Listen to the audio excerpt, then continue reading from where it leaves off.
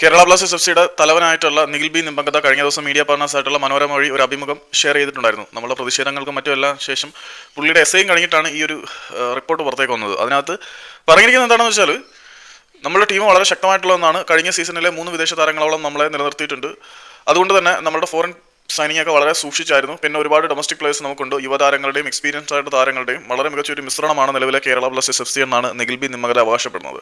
അതുകൂടാതെ പുള്ളി ഒരു കാര്യം കൂടി പറഞ്ഞിട്ടുണ്ട്. ഈ താരങ്ങളുടെ കോൺട്രാക്ട് പുതുക്കലായാലും പുതുതായിട്ട് സൈൻ ചെയ്യുന്നതായാലും ടെക്നിക്കൽ കമ്മിറ്റിയുടെയും കോച്ചിങ് സ്റ്റാഫിന്റെയും കൃത്യമായിട്ടുള്ള നിർദ്ദേശം അനുസരിച്ചാണെന്നാണ് പുള്ളി പറയുന്നത്.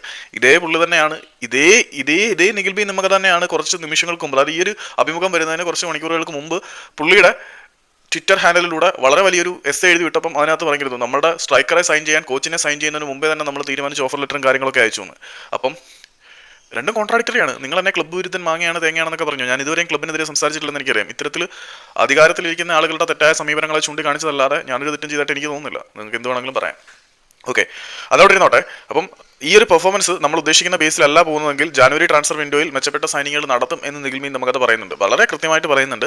കാര്യങ്ങൾ ഉദ്ദേശിച്ചതുപോലെ മുന്നിലേക്ക് പോകുന്നില്ല എങ്കിൽ ജാനുവരി ട്രാൻസ്ഫർ വിൻഡോയിൽ മികച്ച സൈനിങ്ങുകൾ നടത്താനുള്ള തീരുമാനം ഉണ്ടാവും, അതിനെപ്പറ്റി ആലോചിക്കും എന്നാണ് പുള്ളി പറയുന്നത്.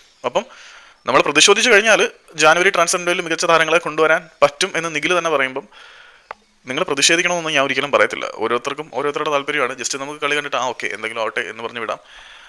നമ്മൾ വൈകാരികമായിട്ട് കാര്യങ്ങൾ എടുത്തു കഴിഞ്ഞാൽ നമ്മൾ കുറ്റക്കാരാവത്തേ ഉള്ളൂ. സോ നമ്മൾ വൈകാരികമായിട്ട് പ്രതികരിക്കാനൊന്നും നിൽക്കുന്നില്ല. വാട്ട് എവർ ഇറ്റ് ഈസ് നടക്കട്ടെ. ജാനുവരി ട്രാൻസ്ഫർ വിൻഡോയിൽ മികച്ച താരങ്ങൾ വരുവാണെങ്കിൽ വരട്ടെ, അല്ല എന്ത് ചെയ്യാനാണ്.